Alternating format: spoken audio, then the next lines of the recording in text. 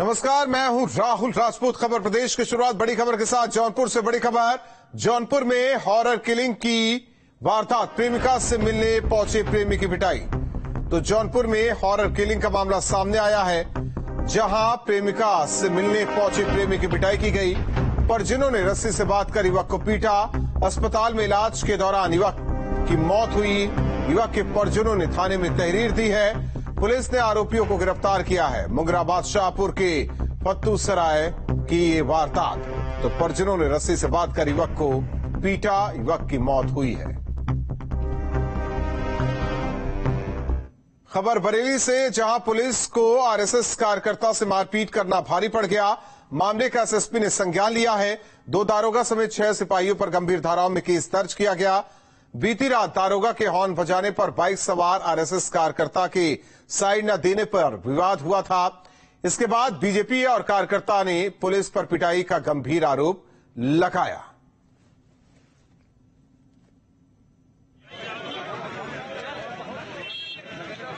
थाना सुभाष नगर में एक वादी में उनके द्वारा तहरीर दिया गया। तहरीर में उनके द्वारा बताया गया कि कुछ पुलिसकर्मी उनके साथ अभद्र व्यवहार किया। इन संबंध में थाना सुभाष नगर पर एक मुकदमा पंजीकृत कर लिया गया है और इसकी विवेचना निष्पक्ष रूप से कराई जाएगी। जो भी तथ्य इसमें प्रकाश में आएंगे उसके आधार पर इसमें अग्रिम विधि कार्रवाई सुनिश्चित कराएंगे। आशीष मिश्रा की जमानत अर्जी पर सुनवाई। हाईकोर्ट की लखनऊ बेंच में सुनवाई पूरी। हाईकोर्ट की लखनऊ बेंच ने अपना फैसला सुरक्षित रखा। तो आशीष मिश्रा की जमानत अर्जी पर सुनवाई। हाईकोर्ट की लखनऊ बेंच में सुनवाई पूरी। फैसला सुरक्षित हाईकोर्ट की बेंच ने रखा। तो हाईकोर्ट की लखनऊ बेंच ने अपना फैसला सुरक्षित रखा। संभल में बीकेयू कार्यकर्ताओं और ग्रामीणों का हंगामा। गुन्नौर कोतवाली के सामने लगाया जाम। मौके पर पहुंची पुलिस ने किया लाठीचार्ज। यूपीसीडा से जमीन खाली कराने को लेकर था विवाद। तो संभल में बीकेयू कार्यकर्ताओं और ग्रामीणों का हंगामा। तस्वीरें देखिए गुन्नौर कोतवाली के सामने। जाम किस तरीके से ट्रैक्टर के जरिए लगाया गया। मौके पर पहुंची पुलिस ने पहले हटाने की कोशिश की, जब नहीं माने तो हल्का बल प्रयोग भी करना पड़ा। यूपीसीडा से जमीन खाली कराने को लेकर ये विवाद। तो संभल से बड़ी खबर और साथ ही साथ तस्वीरें आपको दिखा रहे हैं, जिस तरीके से बीकेयू कार्यकर्ताओं और ग्रामीणों का हंगामा हुआ है। गुन्नौर कोतवाली के सामने जाम लगा दिया गया। पुलिस ने हटाने की कोशिश की, लेकिन माने नहीं तो हल्का बल प्रयोग पुलिस की टीम की तरफ से किया गया। हरदोई में प्रशासन की बड़ी कार्रवाई। शराब तस्कर और गैंगस्टर के आरोपियों पर एक्शन। गैंगस्टर के 3 आरोपियों की संपत्ति कुर्क की गई। प्रशासन ने मुनादी कराकर कार्रवाई की है। करीब 1 करोड़ 3 लाख से ज्यादा की संपत्ति कुर्क। डीएम के निर्देश पर यह एक्शन लिया गया। तो हरदोई में प्रशासन की बड़ी कार्रवाई की गई है, जहां गैंगस्टर के आरोपियों पर एक्शन, शराब तस्कर पर भी प्रशासन का एक्शन। गैंगस्टर के 3 आरोपियों की संपत्ति कुर्क। 1 करोड़ 3 लाख की संपत्ति कुर्क की गई। मुनादी कराकर कार्रवाई हुई।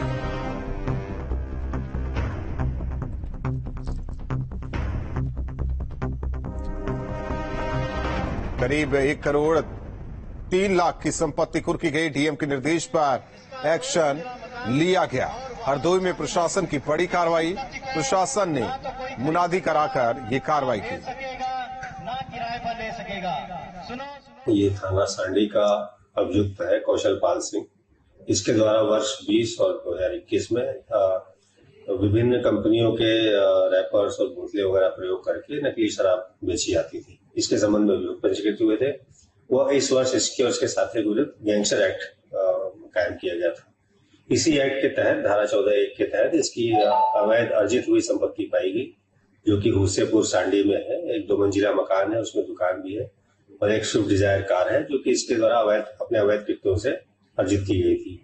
डीएम महोदय द्वारा इसको अवैध मानते हुए कुर्की का आदेश दिया गया है, जो कि आज कुर्की की जा रही है। लखनऊ से बड़ी खबर। लुलु मॉल में विवाद के बाद नोटिस। लुलु मॉल प्रशासन ने लगाया नोटिस। मॉल परिसर में नहीं होगी कोई भी धार्मिक प्रार्थना। पिछले दिन जिस तरीके से मॉल के भीतर नमाज अदा करने को लेकर एक वीडियो सामने आया था, हालांकि अब प्रशासन मॉल प्रबंधन ने साफ तौर पर कहा कि कोई भी धार्मिक गतिविधि, कोई भी धार्मिक प्रार्थना मॉल परिसर में अब नहीं होगी।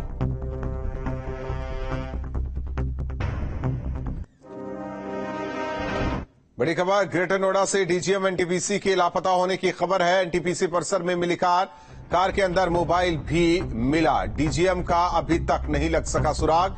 अपहरण की आशंका पर पहुंची पुलिस। ग्रेटर नोएडा के एनटीपीसी चौकी चारचा का ये मामला बताया जा रहा है। तो ग्रेटर नोएडा से इस वक्त की बड़ी खबर, जहां डीजीएम एनटीपीसी के लापता होने की खबर है। उनकी कार परिसर में मिली और इस कार में मोबाइल भी मिला। आशंका जाहिर की जा रही है कि उनका अपहरण किया गया। हालांकि पुलिस और इसके अलावा डॉग स्क्वाड की टीम जांच पड़ताल में जुटी है। ये एक्सक्लूसिव तस्वीर आपको दिखा रहे हैं एनटीपीसी परिसर की। वहीं थाना जारचा की पुलिस जांच पड़ताल में जुटी है।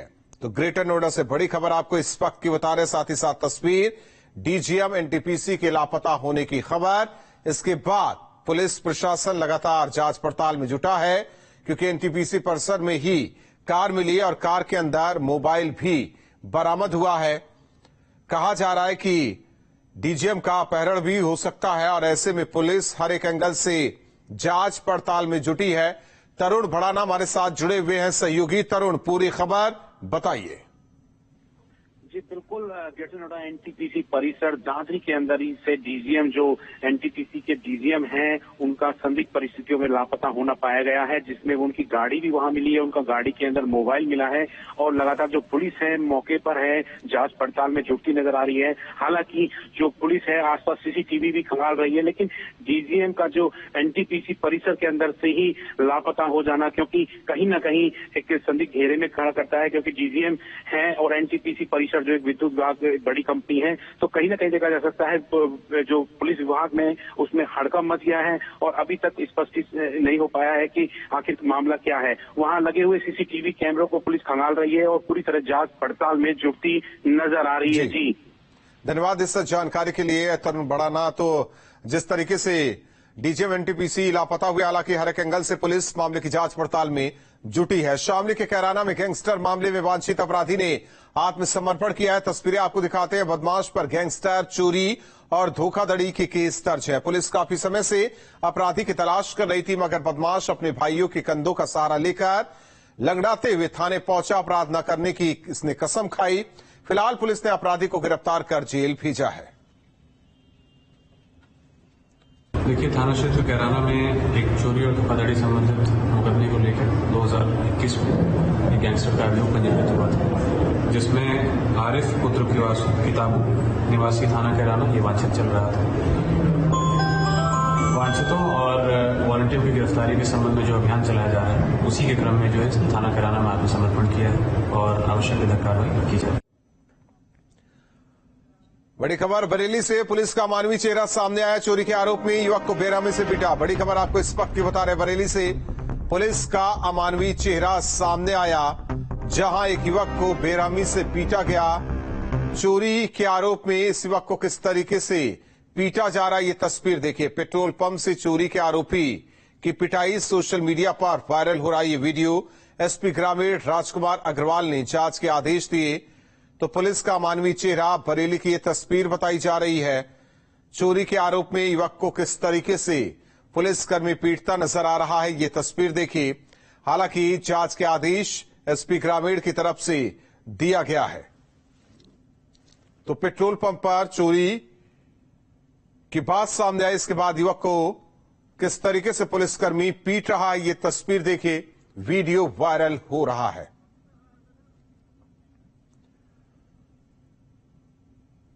नोएडा से बड़ी खबर, महिला पर तेजाब डालने वाला आरोपी गिरफ्तार। पुलिस के साथ मुठभेड़ के बाद गिरफ्तारी हुई है। तो बड़ी खबर आपको इस वक्त की नोएडा से बता दें, जहां महिला पर तेजाब डालने वाला आरोपी गिरफ्तार। मुठभेड़ के बाद पुलिस ने गिरफ्तारी की है। बिना नंबर की बाइक, तमंचा बरामद। थाना फेज 3 इलाके की घटना। तेजाब से घायल महिला का दिल्ली में इलाज जारी। तो तस्वीरें आपको दिखा रहे हैं जिस तरीके से मुठभेड़ के बाद आरोपी को गिरफ्तार किया गया। दरअसल इस पर आरोप की एक महिला पर इसने तेजाब फेंका था। पुलिस धरपकड़ की कोशिश में जुटी रही। हालांकि जैसे सूचना मिली इस आरोपी की, पुलिस ने घेराबंदी की, लेकिन पुलिस से बचता हुआ दिखाई देता है। हालांकि कहा जा रहा है कि अब पुलिस ने इसे पकड़ा है। बिना नंबर की बाइक पुलिस ने बरामद की है। –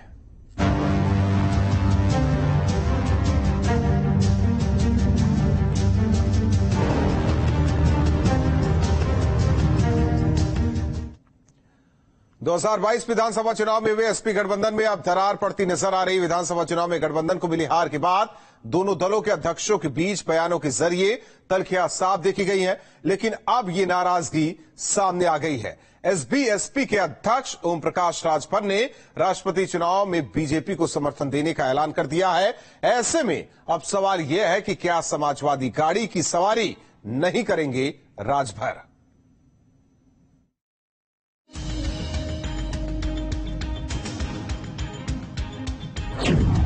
राजभर ने चुनी एसपी से अलग राह। राष्ट्रपति चुनाव में बीजेपी को समर्थन।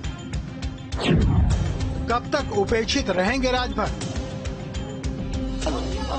2022 में अखिलेश यादव के साथ मिलकर चुनाव लड़ने वाले ओम प्रकाश राजभर की राह अब समाजवादी पार्टी से अलग होती नजर आ रही है।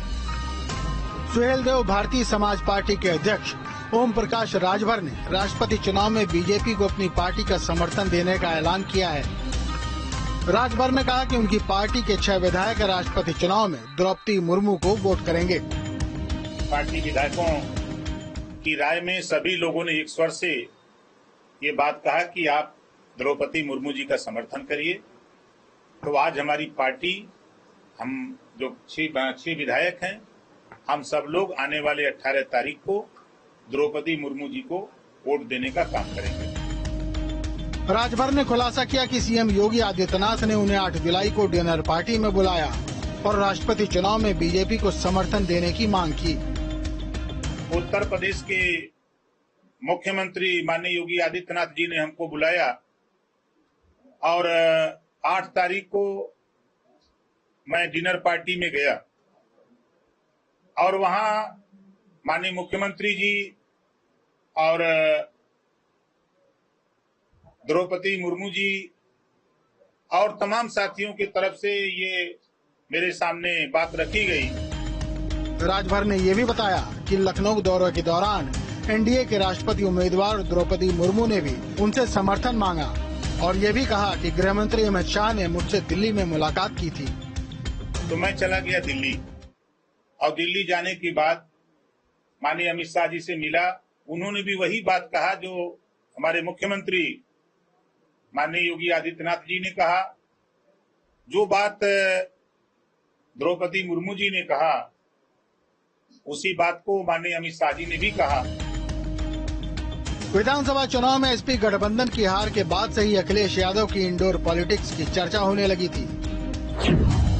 राज्यसभा चुनाव में राजभर को उम्मीद थी कि उन्हें मौका मिलेगा, लेकिन राज्यसभा की 3 सीटों में से अखिलेश ने 1 सीट आरएलडी को दे दी तो 1 अपने पास रखी, जबकि 1 सीट पर निर्दलीय प्रत्याशी के रूप में उतरे कपिल सिब्बल को सपोर्ट दे दिया। वहीं एमएलसी चुनाव में राजभर ने अपने बेटे के लिए सीट मांगी तो अखिलेश ने बीजेपी से आए स्वामी प्रसाद मौर्य को चुनाव में हार मिलने के बावजूद एमएलसी बना दिया।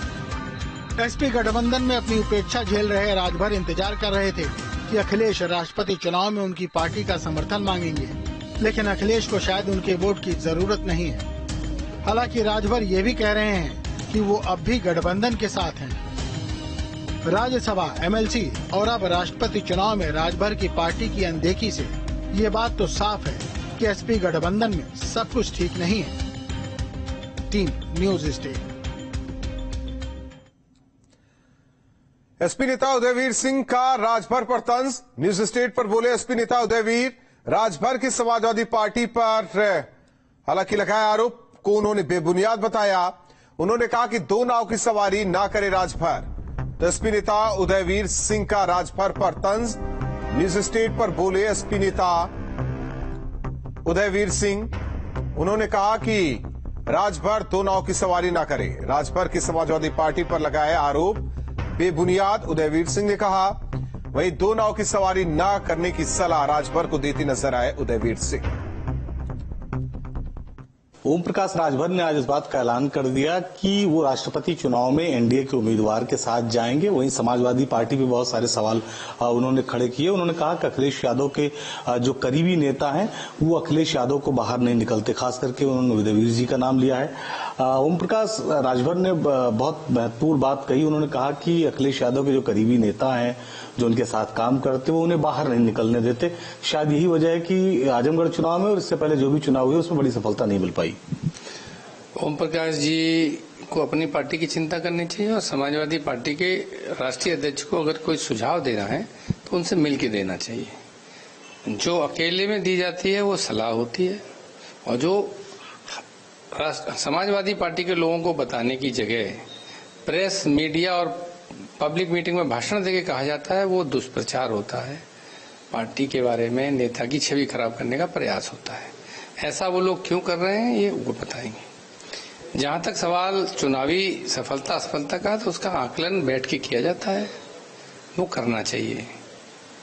राजनीतिक प्रश्नों पे गठबंधन के सहयोगियों को राय देनी चाहिए।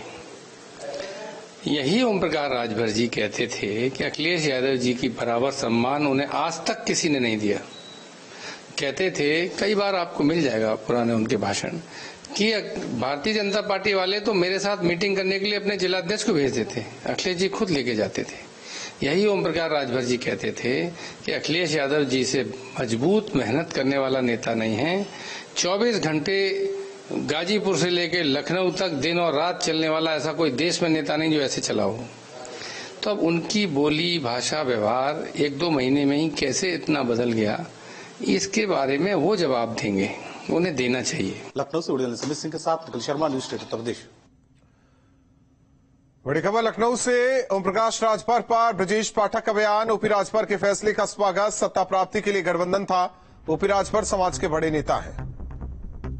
तो ओम प्रकाश राजभर पर ब्रजेश पाठक का बयान। ओपी राजभर के फैसले का स्वागत।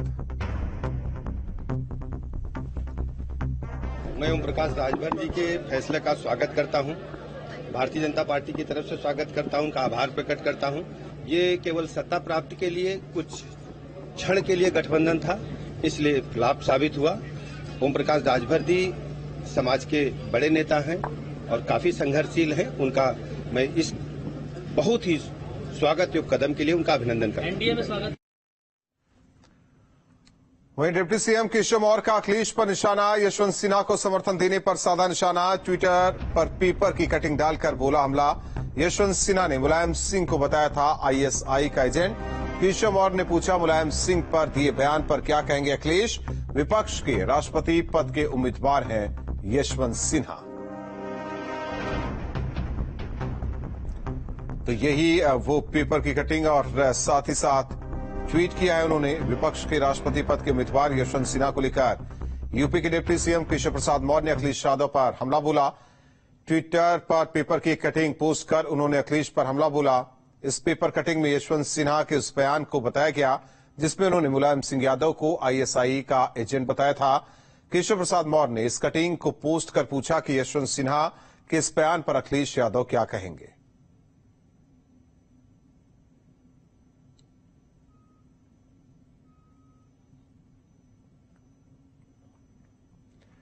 तो केशव प्रसाद मौर्य का अखिलेश पर निशाना, हालांकि उन्होंने ट्वीट किया है और एक पुराने पेपर की कटिंग डाली है जिसमें बाकायदा हेडलाइन आप देख सकते हैं, लिखा है Mulayam Singh is an ISI agent. और ट्वीट में ये पूछा है केशव प्रसाद मौर्य कि अब क्या कहेंगे अखिलेश यादव। प्रयागराज से जुड़ी बड़ी खबर। माफिया दिलीप मिश्रा की जमानत पर फैसला सुरक्षित। डॉक्टर ए के बंसल हत्याकांड में जमानत पर फैसला सुरक्षित। डॉक्टर बंसल की हत्या के लिए शूटर मुहैया कराने का आरोप। 12 जनवरी 2017 को हुई थी डॉक्टर बंसल की हत्या। फतेहगढ़ की केंद्रीय कारागार में बंद है दिलीप मिश्रा। जमानत पर फैसला सुरक्षित रखा गया है। बड़ी खबर आपको बता रहे हैं, डॉक्टर बंसल की हत्या के लिए शूटर उपलब्ध कराने का आरोप दिलीप मिश्रा पर है। आज से प्रदेश में कोरोना से मुकाबले के लिए 18 साल से अधिक उम्र के लोगों को वैक्सीन की तीसरी खुराक लगाई जा रही है। सरकारी अस्पतालों में वैक्सीन की तीसरी डोज मुफ्त लगाई जा रही है। लखनऊ के सिविल अस्पताल में सीएम योगी ने वैक्सीनेशन ड्राइव का जायजा लिया। यह अभियान 30 सितंबर तक चलेगा। अभी तक प्रिकॉशनरी डोज सरकारी अस्पतालों में सिर्फ बुजुर्गों को लगाई जा रही थी। निजी अस्पताल में भुगतान पर तीसरी डोज लग रही थी। इस मौके पर सीएम ने स्वास्थ्य कर्मियों को पिछले वैक्सीनेशन के लिए सराहा। कहा कि उनका काम पूरे देश और दुनिया में सराहा गया है। दुनिया के अंदर भारत का कोविड प्रबंधन सर्वत्र सराहा गया। सर्वाधिक वैक्सीन की डोजेस देने वाला भारत दुनिया का एक प्रमुख देश है और जिस प्रभावी ढंग से भारत ने 135 करोड़ लोगों को वैक्सीन उपलब्ध करवाई है, वह दुनिया के लिए कौतूहल और आश्चर्य का विषय भी है। 18 वर्ष से अधिक आयु वर्ग के उन सभी लोगों को जिन लोगों ने कम से कम 6 माह पहले यानी 26 सप्ताह पहले वैक्सीन की दूसरी डोज ले ली है, उन्हें अब बूस्टर डोज भी अमृत डोज के रूप में फ्री में उपलब्ध करवाने का निर्णय भारत सरकार ने लिया है। और अब बात बुलंद रफ्तार की बुंदेली राह की।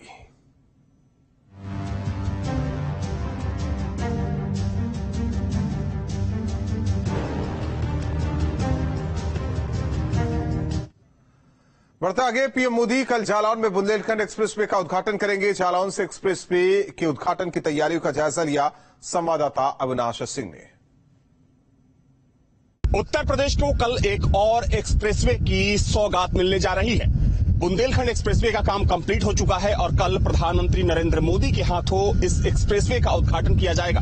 देखा जाए तो आने वाले समय में बुंदेलखंड एक्सप्रेसवे बुंदेलखंड की तस्वीर को बदलने वाला है, क्योंकि बुंदेलखंड वो हिस्सा है उत्तर प्रदेश का जिसे सबसे पिछड़ा इलाका माना जाता है।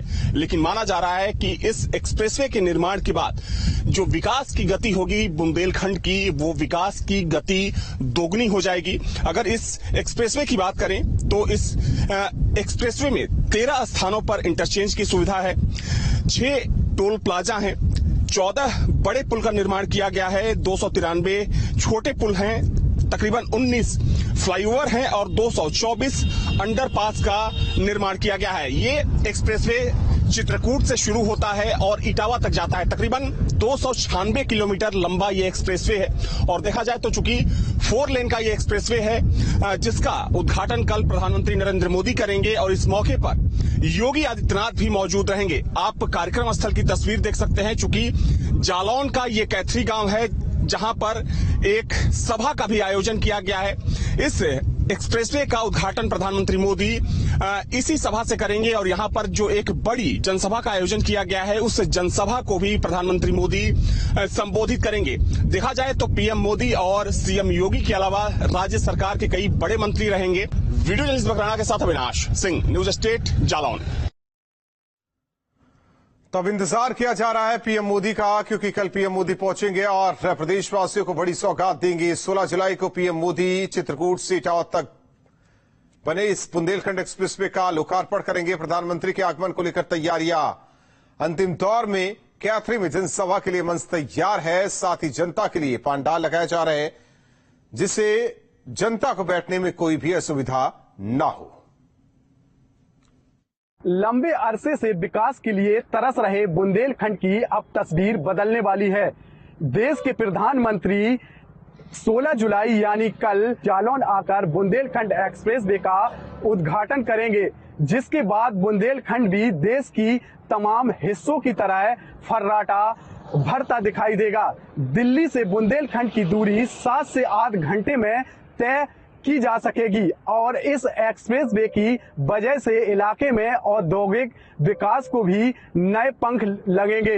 पिछड़ा इलाका माने जाने वाला बुंदेलखंड अब देश का जल्द ही विकास की नई इबारत गढ़ने वाला है। न्यूज स्टेट के लिए अफरोज शेख, जालौन। पीएम मोदी के कार्यक्रम से पहले रिहर्सल हालांकि की गई है। कल का इंतजार पीएम मोदी जब इस बुंदेलखंड एक्सप्रेसवे की सौगात प्रदेशवासियों को देंगे। इसी के साथ रुकते हैं कुछ पलों के लिए।